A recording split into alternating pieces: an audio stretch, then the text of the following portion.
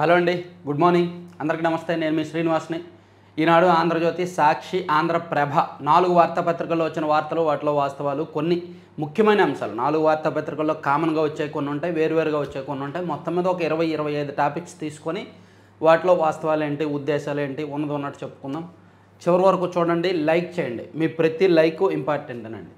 ఏం లేదు, వీడియో చూస్తున్నప్పుడు మీరు లైక్ చేస్తే యూట్యూబ్ ఆల్గారిథం, ఇంటర్నల్ ఆల్గారిథం ఏం చేస్తుందంటే ఈ వీడియోలో కంటెంట్ బాగుంది, సో ఎక్కువ మంది కొత్త వాళ్ళకి రిఫర్ చేద్దామని చెప్పి కొత్తగా యూట్యూబ్ ఓపెన్ చేసే వాళ్ళకి, మన ఛానల్కి సంబంధం లేని వాళ్ళకి కూడా మన ఛానల్ హోమ్ పేజ్లో చూపిస్తుంది, రికమెండ్ చేస్తుంది. సో వాళ్ళు చూడడం వల్ల కంటెంట్ బాగుంటే కొత్త వాళ్ళు వస్తారనమాట. అందుకే నేను లైక్ చేయమని రోజు అడుగుతాను. ఇక ఇరాన్కి ఇజ్రాయెల్కి మధ్య యుద్ధం ముదిరింది. ఇరాన్ నిన్న ఒక రకంగా నెక్స్ట్ లెవెల్కి తీసుకువెళ్ళింది యుద్ధాన్ని. ఈవెన్ ఇజ్రాయెల్ కూడా నిన్న అర్ధరాత్రి టైంలో అంట, ఈరోజు తెల్లవారుజామున మనకి టైము, అమెరికా సాయంతో ఇరాన్ మీద విరుచుకుపడుతోంది. ప్రస్తుతానికి తీవ్రంగా జరుగుతోంది. ఇరాన్ క్షిపణులతో దద్దరిల్లిన టెల్ అవీవ్ అడ్డుకోలేకపోయినా ఇజ్రాయెల్ ఐరన్ డోమ్ వ్యవస్థ, ఐడిఎఫ్ ప్రధాన కార్యాలయాల ప్రాంగణాల్లోనూ పేలుళ్ళు, పలు ప్రాంతాల్లో పౌరుల నివాసాల ధ్వంసం, 3 మృతి, 100 మందికి పైగా గాయాలు, 3 F-35 జట్లను కూల్చివేశామన్న ఇరాన్, ఖమేనీ భవనంపై ఇజ్రాయెల్ వైమానిక దాడులు, మరోసారి ఇరాన్ అణుశుద్ధి కేంద్రాల లక్ష్యంగా మిసైళ్లు, ఇరు దేశాలు తీవ్రస్థాయిలో పరస్పర బెదిరింపులు, ఇజ్రాయెల్ దాడితో ఇరాన్లోని టెహ్రాన్ విమానాశ్రయంలో అలముకున్న పొగ, పశ్చిమాసియాను మరింత సంక్షోభంలోకి నెట్టివేసేలా ఇజ్రాయెల్ ఇరాన్ మధ్య యుద్ధం తీవ్రతరమైంది. ఇరు దేశాలు శనివారం పరస్పరం విధ్వంసక దాడులకు పాల్పడ్డాయి. ఘర్షణలకు ఆజ్యం పోసేలా భీకర హెచ్చరికలు చేసుకుంటున్నాయి. టెహ్రాన్ లక్ష్యంగా యుద్ధ విమానాలు, మిసైళ్లతో ఇజ్రాయెల్ విరుచుకుపడగా టెల్ అవీవ్పై ఇరాన్ 5 విడతల్లో క్షిపణుల వర్షం కురిపించింది అని. ఇదిగోండి, ఇరాన్ బాలిస్టిక్ క్షిపణి ప్రయోగించడంతో ఇజ్రాయెల్లోని టెల్ అవీవ్ సమీప రిషాన్ లెజియన్లో ధ్వంసమైన భవనాలు ఏ విధంగా ధ్వంసమయ్యాయన్నది ఫోటో చూడొచ్చు. సో నిన్న సాయంత్రము జస్ట్ ఇప్పుడే నాకు వచ్చిన బ్రేకింగ్ ఏంటంటే, అమెరికా సాయంతో అమెరికా వాళ్ళు కొన్ని జెట్ విమానాలు పంపించారంట ఇరాన్ మీద దాడి కోసం. ఇప్పుడు ప్రస్తుతానికి అది జరుగుతుందని నేను ఎక్కడో బ్రేకింగ్ న్యూస్ చూశాను. సో దీనికి సంబంధించి అప్డేట్స్ ఎక్కువే వస్తున్నాయి.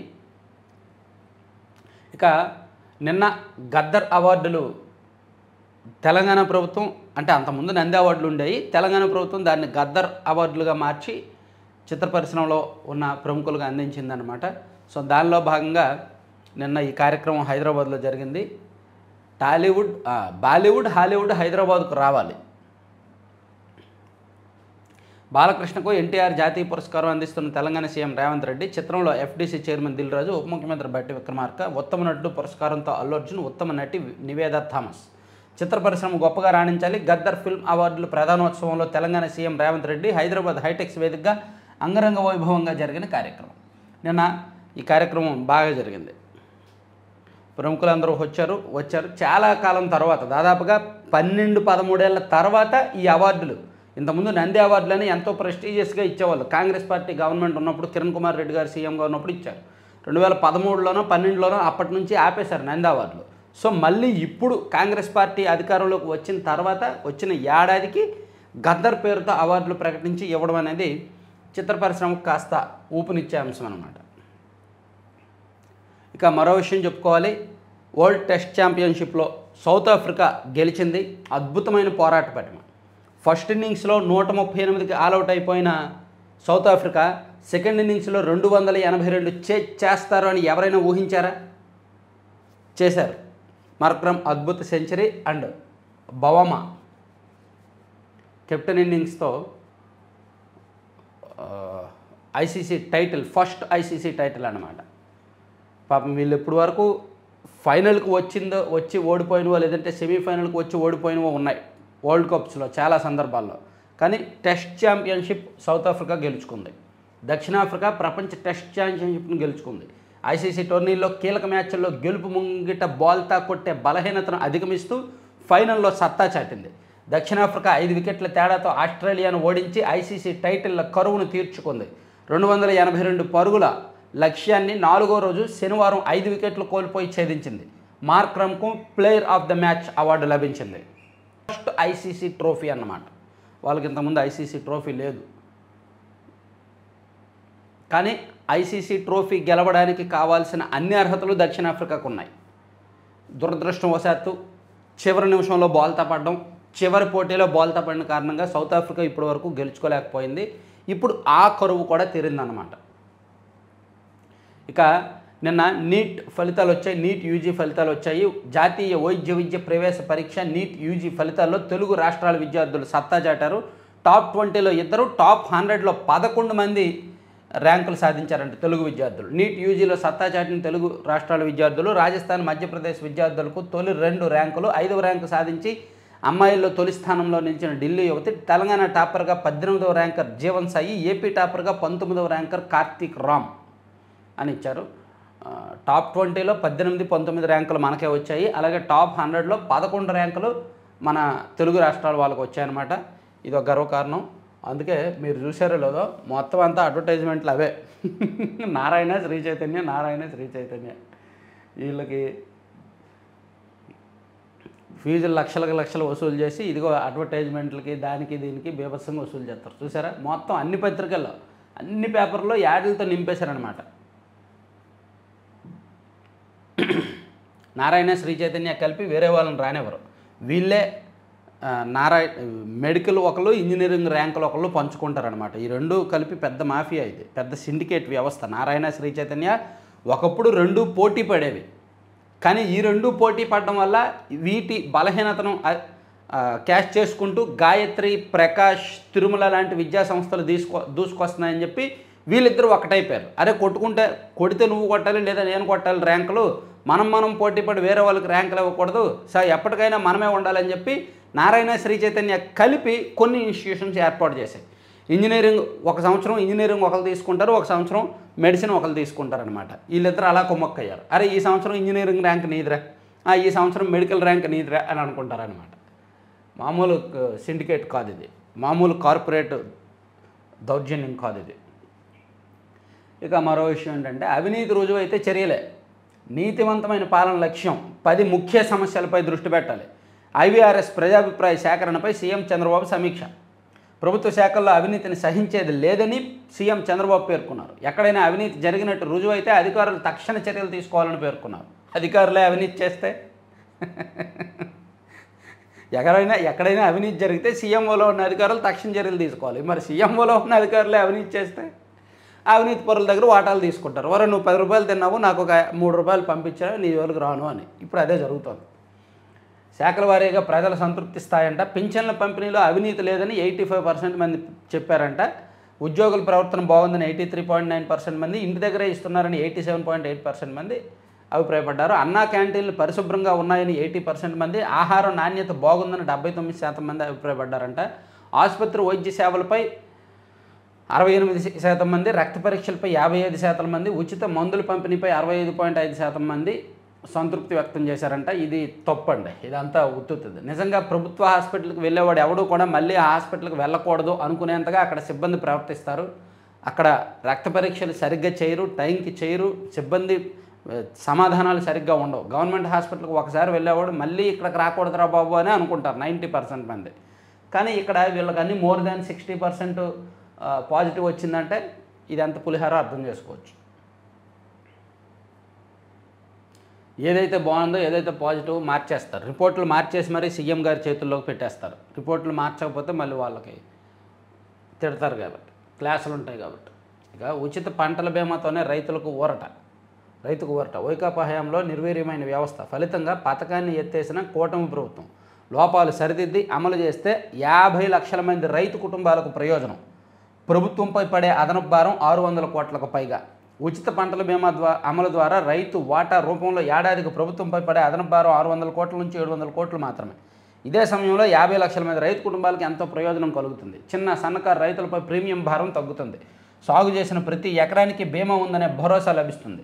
వైఎస్ఆర్ కాంగ్రెస్ పార్టీ ప్రభుత్వం ఉన్నప్పుడు ఈ పంటల బీమాని ఎత్తేసారనమాట. సో ప్రభుత్వం వాటా ప్రభుత్వం చెల్లించేస్తే చిన్న సన్నకారు రైతులకు ఏం తెలుస్తుంది, మాకు ఈ వ్యవసాయానికి మేము దీనికి మేము బీమా చెల్లిస్తే మాకు దీనికి ఏమైనా అయితే బీమా కంపెనీ నుంచి డబ్బులు వస్తాయని చిన్న సన్నకారు రైతులు పట్టించుకోరు. గ్రామీణ ప్రాంతాల్లో వాళ్ళకి అవగాహన కూడా ఉండదు. అందుకే వాళ్ళ తరపున ప్రభుత్వమే ప్రీమియం కట్టేస్తే ఇన్సూరెన్స్ కంపెనీలకు ఆ పంట ఏమైనా అయితే ఇన్సూరెన్స్ వస్తుందన్నమాట. సో ప్రభుత్వం అలా ఆలోచించాలి. అదే రాశారు ఈనాడులో కూడా.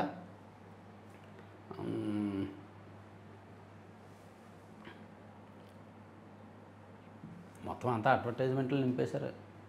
వీర జవాన్ కుటుంబానికి పవన్ కళ్యాణ్ 25 లక్షల సాయం. ఓకే. కూర్మ గ్రామంలో అగ్ని ప్రమాదంపై విచారణ అవసరం ఉప ముఖ్యమంత్రి. తక్కువ మార్కులు వచ్చినా మెరుగైన ర్యాంకు నీట్ ఫలితాల్లో. సూపర్ 6లో ఇప్పటికే 85% అమలు. ఒక్కో కుటుంబానికి ఏడాదిలో సరాసరి 1.04 లక్షల లబ్ధి. తల్లికి వందనం తరహా పథకం మరెక్కడ లేదు. మంత్రి పార్థసారథి వెల్లడి. కూటమి ప్రభుత్వం అధికారంలో చేపట్టిన తర్వాత ఏడాది కాలంలోనే సూపర్ 6 పథకాల్లో 85% అమలు చేశామని సమాచార పౌర సంబంధాల శాఖ మంత్రి కొలుసు పార్థసారథి పేర్కొన్నారు. బాబు, ఈ పర్సంటేజ్లకు ఒక దండం. గత ప్రభుత్వం కూడా 99% అన్నారు, కానీ వాళ్ళు 50% కూడా అమలు చేయాలి. మీరేమో అప్పుడే 85% అనేస్తున్నారు. అత్యంత కీలకమైన ఆడబిడ్డని ఇది ఉంది, అది ఇంకా లెక్కలేదు. అత్యంత సూపర్ 6లో 3 అమలు చేయలేదు, 3 అమలు చేశారు. ఆ 3టికి 85% ఇచ్చేసుకున్నారు. వీళ్ళు కూడా వైసీపీ వాళ్ళు చూడండి 99% అని కాకి లెక్కలు చెప్పారు, వీళ్ళు కూడా 85% అని కాకి లెక్కలు చెప్తున్నారు. సూపర్ 6లో 3 అమలు చేశారు. తల్లికి వందనం ఒకటి అండ్ దీపం ఒకటి, ఆ 2 అమలు చేశారు కదా. ఇంకా ఉచిత బస్సు అమలు చేయలేదు, ఆడబిడ్డ నిధి అమలు చేయలేదు, అన్నదాత సుఖీబాబా ఈ 20వ తేదీ నుంచి అమలు చేస్తున్నారు. అండ్ యువగలం నిధి ఎప్పుడు అమలు చేస్తారో క్లారిటీ లేదు. అంటే 2 అమలు చేశారు, 3వది ఇంకో వారం రోజుల్లో అమలు చేస్తారు. మరి 50% అవుద్ది, కానీ 85% ఏ రకంగా అవుద్ది? ఈ పర్సంటేజ్ లెక్క ఎవడు చెప్పాడు? సాధారణ ప్రజలకు తెలియదా? అరే వీళ్ళు 6 హామీలు ఇచ్చారు, 3 అమలు చేశారు, మిగిలిన 3 అమలు చేయలేదు అంటే 50% కదా అని సాధారణ ప్రజలకు తెలీదా? ఈ పర్సంటేజీల లెక్క ఏంటో పిచ్చోళ్ళు కాకపోతే, అంటే వాళ్ళు పిచ్చోళ్ళు కాదులే, జనాలను పిచ్చోళ్ళని చేయడం. అలా జనాలను పిచ్చోళ్ళని చేద్దామనే గత ప్రభుత్వం పక్కకి వెళ్ళిపోయింది. వీళ్ళు కూడా అదే బాటలో 85% అమలు చేసాము. ఎక్కడైంది 85%? నేను ఇలా మాట్లాడినందుకు ఇక్కడ వీడియో చూస్తున్న టీడీపీ కరుడుగట్టిన టీడీపీ వాళ్ళు కోపం రావచ్చు. అయినా సరే నిజం మాట్లాడుకోవాలి. ఈ పర్సంటేజీల లెక్క ఎవరికి కావాలండి? ప్రచారానికి పనికొస్తాయి, ప్రచారం జనం పట్టించుకోరు. గరిష్ట వరదను తట్టుకునేలా కరకట్టలు. ప్రకాశం బ్యారేజీ గేట్ల ఎత్తు పెంపు కూడా. కృష్ణాలో 15.60 లక్షల క్యూసెక్కులు వరదొచ్చిన బేఫికర్. ప్రభుత్వ పరిశీలనలో 8,470 కోట్లతో ప్రతిపాదనలు. అప్పట్లోగా తాత్కాలిక పనులు. కృష్ణానదికి చరిత్రలో ఎన్నడూ రానంత వరద గతేడాది ప్రకాశం బ్యారేజీ వద్ద నుంచి పోటెత్తింది. ఆ అనుభవంతో అత్యధిక వరద వచ్చినా తట్టుకునేలా నదీ వ్యవస్థను మెరుగుపరచాలని రాష్ట్ర ప్రభుత్వం భావిస్తోంది. 15 లక్షల క్యూసెక్కుల ప్రవాహాన్ని కూడా తట్టుకునేలా ప్రకాశం బ్యారేజీని ఆధునీకరిస్తామని గతంలోనే ముఖ్యమంత్రి చంద్రబాబు చెప్పారు. సో దానికి 8,470 కోట్ల రూపాయలు ఖర్చు అవుద్దంట. అప్పుడు మ్యాక్సిమం వరద వచ్చినా సరే కృష్ణానది తట్టుకుంటుంది అని ఒక ప్రపోజల్స్ తయారు చేసి సీఎం గారి టేబుల్ మీద పెట్టారు. పోలవరం ప్రాజెక్టు పనుల పరిశీలన. ఓకే. యోగాంధ్రకు మరో 20 కోట్లు. తల్లికి వందనం తుది జాబితాల్లో లోపాలు. ప్యాపిల్లో 192 మంది పిల్లలకు తల్లి కాలంలో 2 పేర్లు. తప్పులను గుర్తించి సరిదిద్దుతున్న అధికారులు. సో అక్కడక్కడ కొన్ని తప్పులు ఉన్నాయి అర్హుల గుర్తింపులో, వాటన్నింటినీ సరిచేస్తున్నారనమాట. ఇక ముడి సరుకులకు ల్యాబ్ నుంచి ధృవీకరణ. ఆలయాల పరిధిలోని హోటళ్లు, దుకాణాల వద్ద ధరల బోర్డులు. దేవాదాయ కమిషనర్ మార్గదర్శకాలు. రాష్ట్ర వ్యాప్తంగా దేవాదాయ శాఖ పరిధిలోని ప్రధాన, ముఖ్య, ఇతర ఆలయాల్లో పాటించాల్సిన నిబంధనలపై ఆ శాఖ కమిషనర్ రామచంద్రమోహన్ మార్గదర్శకాలు జారీ చేశారంటండి. సో ఆలయాల్లో ఇష్టానుసారంగా ఏది పెడితే అమ్మడానికి లేదు, ఒక లెక్క ప్రకారమే ఉండాలని ఇచ్చారు. తర్వాత విషాదం నుంచి వితరణ వైపు. కుమారుడి మృతితో తలదిండ్రుల తండ్రి ధార్మిక సేవా కార్యక్రమాలతో నివాళి. నెలకు సగటు డేటా వినియోగం 19.3 GB. నిత్యం ఫోన్లో మాట్లాడేది 30 నిమిషాలు. 10 ఏళ్లలో 10ంతలైన బ్రాడ్బ్యాండ్ వినియోగదారులు. టెలికాం విభాగం గణాంకాల నివేదిక వెల్లడి. జియో వచ్చిన తర్వాత నెట్ వినియోగం బాగా పెరిగింది మొబైల్లో, అవునా? మీకు గుర్తుండే ఉంటుంది కదా, 2016 సెప్టెంబర్లో జియో వచ్చింది. ఆ తర్వాతే మీకు యూట్యూబ్ ప్రపంచం పెరిగింది. అప్పటి వరకు జబర్దస్త్ అనేది టీవీలో చూసేవాళ్ళు 2016, 2015 నుంచి యూట్యూబ్లో చూడడం మొదలుపెట్టారు. అప్పటి వరకు న్యూస్ ఛానళ్ళు టీవీలో చూసేవాళ్ళు. ఆ తర్వాత నుంచి మనకేముంది 1.5 GB మొబైల్ డేటా ఉంది కదా అని చెప్పి దీనిలో మొబైల్లో చూడడం మొదలుపెట్టారు. అప్పటి నుంచే ఓటీటీలు వచ్చాయి. అంటే జియో వచ్చిన తర్వాత ఎన్ని మార్పులు వచ్చాయో చూడండి. జియో ఫస్ట్ ఫ్రీగా అలవాటు చేశారు, ఆ తర్వాత 300 రూపాయలు అన్నారు, ఆ తర్వాత 500 అన్నారు, ఆ తర్వాత 600 అన్నారు, ఇప్పుడు 800 రూపాయలకు వచ్చింది, 799 రూపాయలకు వచ్చింది. మేబీ 1000 అవ్వచ్చు, 1500 అవ్వచ్చు. నెమ్మదిగా ఇంజెక్ట్ చేస్తారు దాన్ని. సో జియో వచ్చిన తర్వాత 2016లో వచ్చిన తర్వాత మిగిలిన టెలికాం కంపెనీలన్నీ కూడా 5G అదే రేటుకి దించడం ప్రారంభించాయి. దాంతో మొబైల్ డేటా కొంచెం చౌకగా వస్తుంది, నెట్ స్పీడ్గా వస్తుందనే భావనలో ఓటీటీలు వచ్చేసాయి, యూట్యూబ్ ఛానళ్ళు పెరిగిపోయాయి. మాలాంటి వాళ్ళందరూ కూడా యూట్యూబ్ వేదికగా వచ్చారు. నిజంగా జియో విప్లవం చాలామందికి దారి చూపించింది, బతుకు తెరువునిచ్చింది. అదే సందర్భంలో కొంతమందికి ఫోన్కి బానిసగా కూడా మార్చేసింది. లాభాలున్నాయి, నష్టాలున్నాయి. ప్రభుత్వ వైపు ఇంట్లో పని మనిషి ఆత్మహత్య. తెలంగాణ ప్రభుత్వం ఆలేరు ఎమ్మెల్యే బీర్ల ఐలయ్య నివాసంలో పని మనిషి ఉరేసుకొని చేసుకున్నాడా? అయ్యో.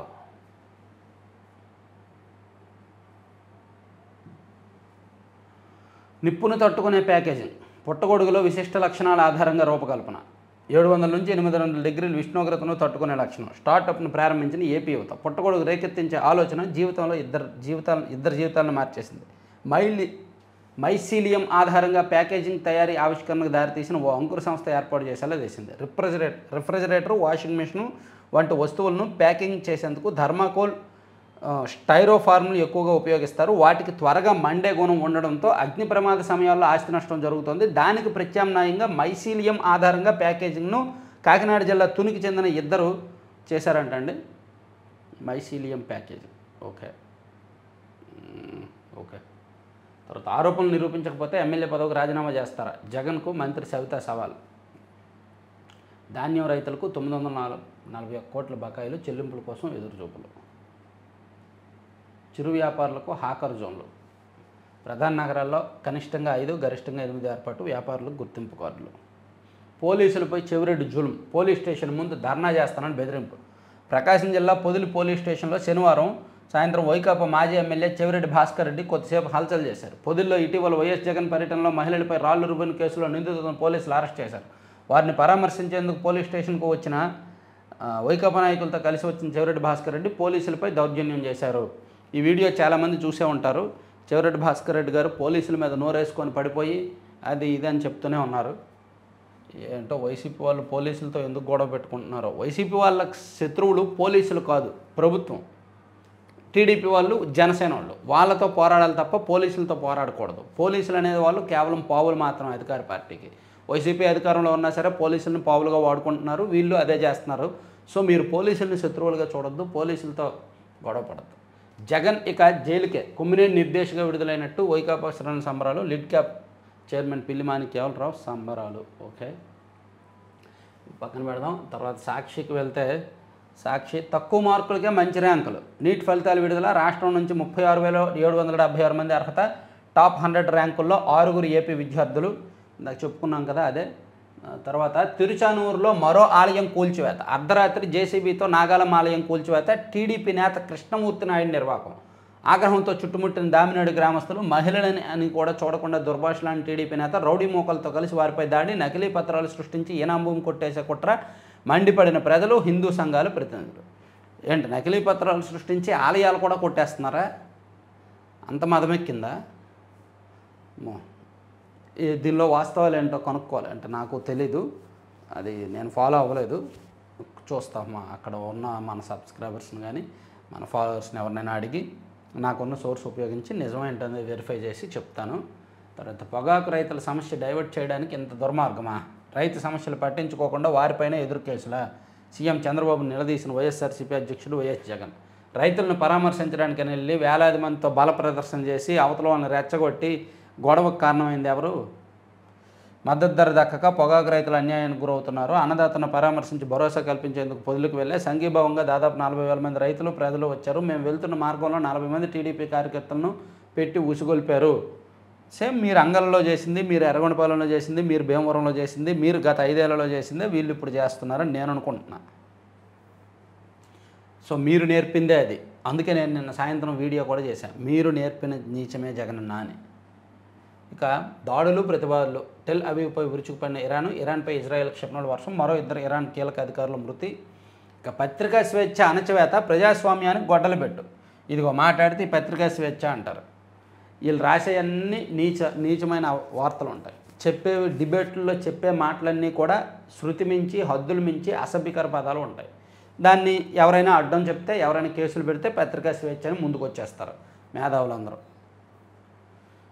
ఇక తల్లికి వందనం పథకం హిట్ అవ్వడంతో కాస్త పాజిటివిటీ వెళ్తోంది. తల్లికి వందనం కారణంగా పాజిటివ్ అయితే వస్తోంది. కాకపోతే అది ఎన్ని రోజులు ఉంటుందని చెప్పలేం.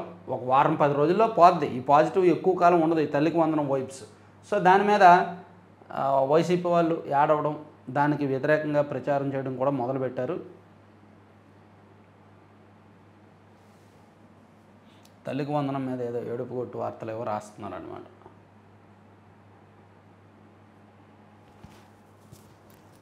తుషానూరులో మరో అపచారం అని రాశారు. శాంతి భద్రతల నిర్వహణ ఎవరి బాధ్యత? పొదుల కేసుల్లో నోటీసులపై ఎమ్మెల్యే బూచేపల్లి స్పందన. డిజిటల్ అరెస్ట్ పేరుతో 13.5 లక్షలకు టోకరా.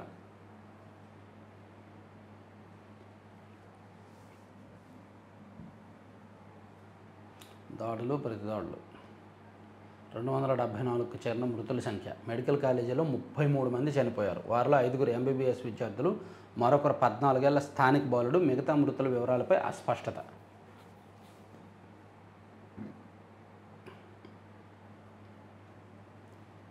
సరే, ఇవి పక్కన పెడితే ఆంధ్రజ్యోతికి వెళ్దాం. ఆంధ్రజ్యోతిలో చూసుకుంటే గద్దర్ అవార్డుల్ని హైలైట్ చేశారు. తర్వాత అసైన్ భూములకు రెక్కలు, 75 కోట్లను భూమిని సెటిల్ చేసిన రెవెన్యూ మనిషి. అబ్బాబ్బా. విశాఖలో మళ్ళీ మొదలైన ఎన్ఓసి దందా. 3 ఎకరాలు ఆయనకు, 2 ఎకరాలు బ్రోకర్కు. మాజీ సైనికుడి సతీమణి కుచ్చుటోపి. ఈ డీల్తో రంగం మీదకు మరో మాజీ మంత్రి. మనోరమ హిల్స్ పక్కనే 5 ఎకరాలపై కన్ను. బెజవాడ కేంద్రంగా విశాఖ అధికారులు భేటీలు. ఎండాడ పెందుర్తిలో 60 ఎకరాల డీ పట్టాపై డీల్.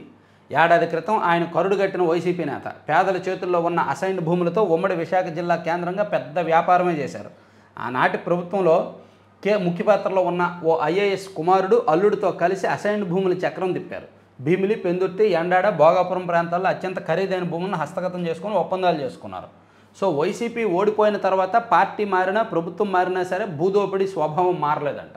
దీనికి కారణం ఏంటంటే రెవెన్యూ శాఖలో ఉన్న కీలకమైన అధికారులు మళ్ళీ దీని మీద కన్నేసి, డబ్బు ఎవరికి చేదు, వాళ్ళకైనా డబ్బే, వీళ్ళకైనా డబ్బే కాబట్టి అదే తరహా భూదందాలు, అదే తరహా అసైన్డ్ భూముల దోపిడీలు చేస్తున్నారు అనమాట. అసైన్డ్ భూములు అంటే ఆర్మీ వాళ్ళకి ఇస్తారు కదా. విజయనగరంలో కూడా ఒక ల్యాండ్ ఈ మధ్య అదే జరిగింది. అక్కడ అధికారులు కొంతమంది వైసీపీ వాళ్ళ దగ్గర డబ్బులు తీసుకొని సెటిల్మెంట్ చేశారు. అది సీసీఎల్ఏ దగ్గర, రెవెన్యూ శాఖ దగ్గర కంప్లైంట్ వెళ్ళింది ఉంది. సేమ్ విశాఖపట్నంలో కూడా అదే జరుగుతోంది.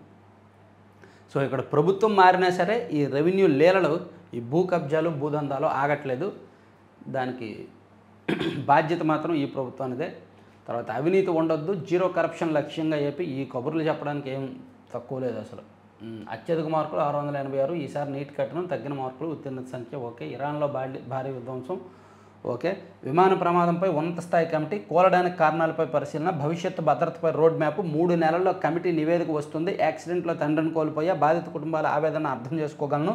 రామ్మోహన్ నాయుడు నిన్న ప్రెస్ మీట్ పెట్టి చాలాసేపు ఆ ప్రమాదం ఏ విధంగా జరిగింది, దానికి కారణాలు ఏంటి, ఇప్పటి వరకు తను తెలుసుకుంది ఏంటి మొత్తం మాట్లాడారు.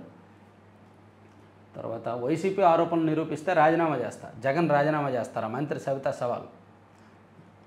రౌడీ రాజకీయాలకు తావులేదు. నక్క. రైతుల పరామర్శ పేరుతో జగన్ రాజకీయాలు చేస్తున్నారని మాజీ మంత్రి నక్కా ఆనందబాబు. జగన్ను నమ్ముకుంటే జైలుకే. మాణిక్యాలరావు.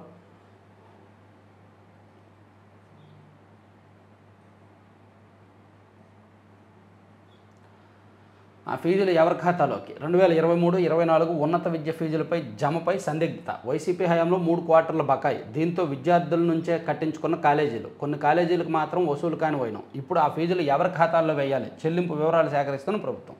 వైసీపీ దిగిపోయే ముందు చివరి విద్యా సంవత్సరంలో ఫీజులు బకాయిలు ఉన్నాయి. ఆ బకాయిలు ఇప్పుడు ఆల్రెడీ వాళ్ళు ఇంజనీరింగ్ చదివేసి బయటకు వచ్చేసారు కదా.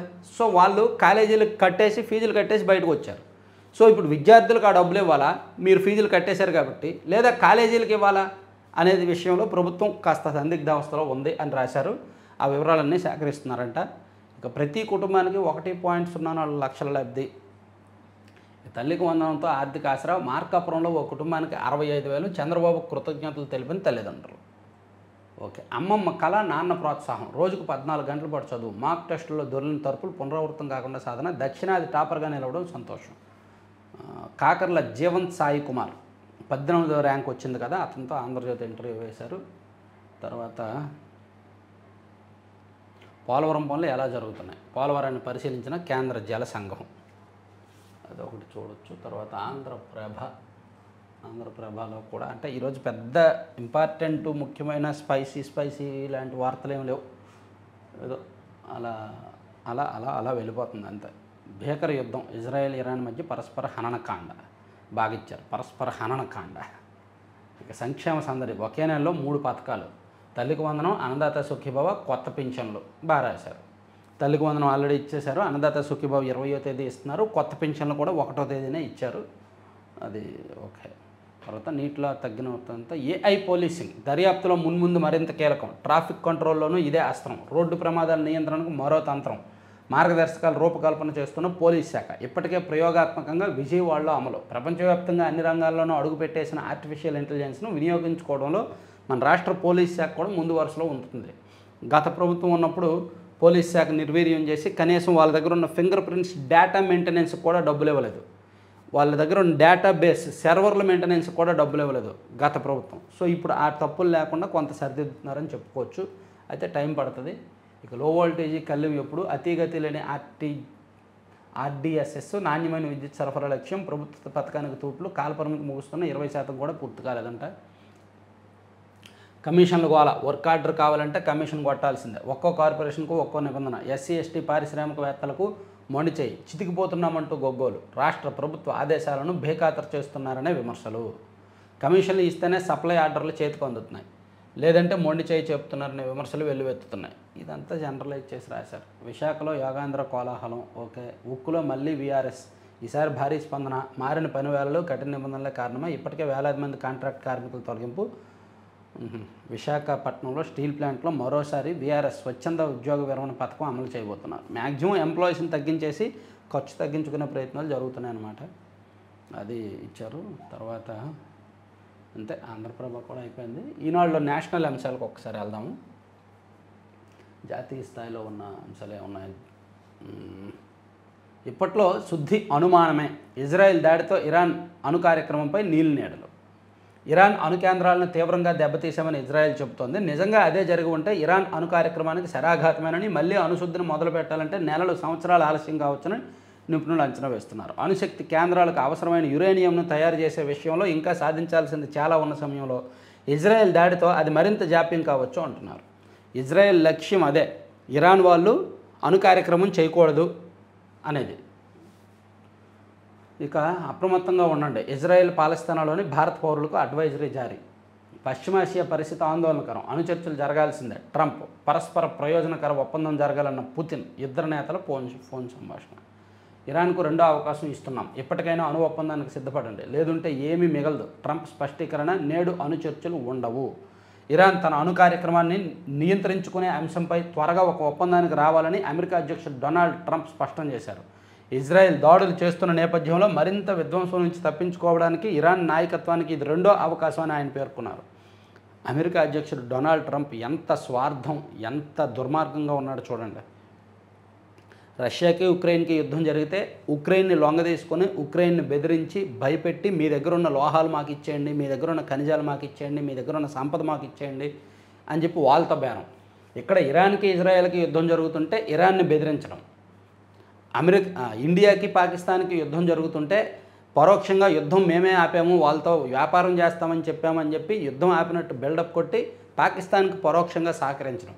ఇలా ఏ రెండు దేశాల మధ్య యుద్ధం జరుగుతున్నా అమెరికా మధ్యలో దూరిపోతుంది. దూరిపోయి వాళ్ళ వ్యాపార ప్రయోజనాలు అన్నీ చూసుకుంటుంది అన్నమాట. సో ఇది మామూలుగా లేదు అసలు అమెరికా పరిస్థితి. Mayday, no power, going down. ఇవే పైలట్ చివరి మాటలు. విమాన ప్రమాదంలో మృతులు 274. సో చివరిని అంటే కూలిపోవడానికి ఒక 10 సెకండ్ల ముందు ఆ పైలట్ సుమిత్ సబర్వాల్ అతని పేరు. Mayday mayday mayday, no power, no thrust, going down. పెను ప్రమాదం ముంచుకొచ్చింది, విద్యుత్ లేదు, ఎగరడం లేదు, కిందికి పడిపోతున్నాం అని ఆయన చెప్పి ఎయిర్ ఇండియా విమాన పైలట్ నోటి నుంచి వచ్చిన చివరి మాటలు ఇవంట. అతను ఏటీసీకి ఈ విషయం చెప్పేసి ఇంకా అక్కడితో అయిపోయింది. సో బ్రిటన్ రాజు సంతాపం. ఎయిర్ ఇండియా విమాన ప్రమాదంలో ప్రాణాలు కోల్పోయిన వారిలో లండన్లో శనివారం నివాళులర్పించారు. మృతుల కుటుంబాలకు ఒక్కొక్కరికి 25 లక్షల చొప్పున మధ్యంతర పరిహారం అందజేయనున్నట్టు ఎయిర్ ఇండియా తెలిపింది. 1 కోటి చొప్పున పరిహారం ఇస్తామని టాటా సన్స్ గ్రూప్ ప్రకటించినా దానికి ఇది అదనం. అమెరికాలో రాజకీయ హత్యలు. డెమోక్రటిక్ నేత ఆమె భర్త మృతి. భారత్ మ్యాప్ను తప్పుగా చూపినందుకు క్షమించండి, భారతీయులకు ఇజ్రాయిల్ అభ్యర్థన. శుభాంశు శుక్ల ద్వాదశి యాత్ర 19వ తేదీన ఇస్రో వెల్లడి. సో ఇది మొత్తం 4 పత్రికల్లో ఉన్న వివిధ వార్తాంశాలు. చివరి వరకు చూసిన ప్రతి ఒక్కరికి కూడా ధన్యవాదాలు. Thank you. ఈరోజు సండే కదా, సో సరదాగా వీలైతే అంటే ఇప్పుడు వరకు చూడని వాళ్ళు ఎవరైనా, నేను ప్రమోట్ చేస్తున్నాను కదా laddupalem.com అని ప్రమోట్ చేస్తున్నాను. సో వీలైతే చూడండి, ఈ ప్రొడక్ట్స్ చూడండి, టెస్ట్ చేయండి. నచ్చిన వాళ్ళు ఇదిగో ఆన్లైన్లో మీరు పర్చేస్ చేస్తే ఆన్లైన్లో కూపన్ కోడ్స్ ఉంటాయి. ఫస్ట్ ఆర్డర్కి కూపన్ కోడ్ వాడచ్చు, అండ్ 11% ఆఫర్కి ఈ కూపన్ కోడ్, ఏదైనా 3 ఐటమ్స్ కొంటే ఈ కూపన్ కోడ్ వాడచ్చు. సో ఇది రకరకాల అంటే ఏమున్నాయి ఆల్రెడీ, కొత్తగా నేను చెప్పేది కాదు, డైలీ చెప్తున్న వాళ్ళు, కొత్తగా చూస్తున్న వాళ్ళకైతే ఒకసారి విజిట్ చేయండి. విజిట్ చేసి ఏమేమి ఐటమ్స్ ఉన్నాయనేది, హాట్ ఉంది, స్వీట్ ఉంది, హాట్ స్నాక్స్ ఉన్నాయి. ఇదిగో జొన్న మురుగులు, జొన్న పూస, జొన్న రిబ్బన్ పకోడా, జవర్ లడ్డు, కొర్ర జంతికలు, కొర్ర మురుగులు ఉన్నాయి. అండ్ లడ్డు, మఖానా లడ్డు కావచ్చు, మినప లడ్డు, మల్టీగ్రెయిన్ లడ్డు, కొర్ర లడ్డు, ఇవన్నీ డిఫరెంట్ ఐటమ్స్ చాలా, దాదాపుగా ఒక 50 రకాలు ఉన్నాయి. సో మీకు నచ్చింది సెలెక్ట్ చేయండి. అలాగే మీ ఏరియాలో ఏదైనా సిటీలో ఎక్కడైనా స్టోర్ పెట్టాలి, రిటైల్ స్టోర్ పెట్టాలి అనుకుంటే బల్క్ ఆర్డర్స్ లేదా బల్క్ ఆర్డర్స్ ఇవ్వాలి, ఈవెంట్స్ జరుగుతున్నాయి, పెళ్ళిళ్ళకి బల్క్ ఆర్డర్స్ ఇవ్వాలి అనుకుంటే 9997839994 నెంబర్కి కాంటాక్ట్ చేయండి, ట్రై చేయండి. Thank you.